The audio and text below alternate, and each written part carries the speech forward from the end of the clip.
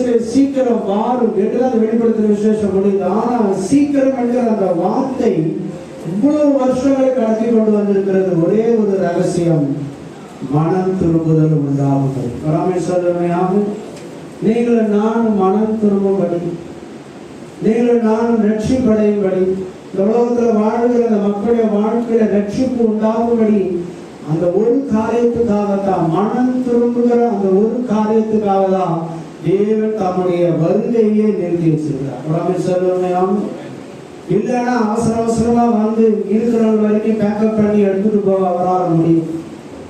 மற்றவங்க எங்கேடு கட்டு போனா என்ன அப்படின்னு அவரால் விட்டுட முடியும். ஆனால் ஒரு காரியம், தன்னால் முடிந்த வரையிலும் ஒரு கடைசி வாய்ப்பை ஒவ்வொருவருக்கு தரும்படி, அவர்களை ரட்சிக்கும்படி, அவர்களை மனம் திரும்ப செய்யும்படி உங்களுடைய வாழ்க்கையில ஒரு வாய்ப்பை திரும்ப கொடுக்கிற தேவனாய் அவர் இருக்கிறதுனால இந்த மனம் திரும்புதல் ரொம்ப ரொம்ப முக்கியம்.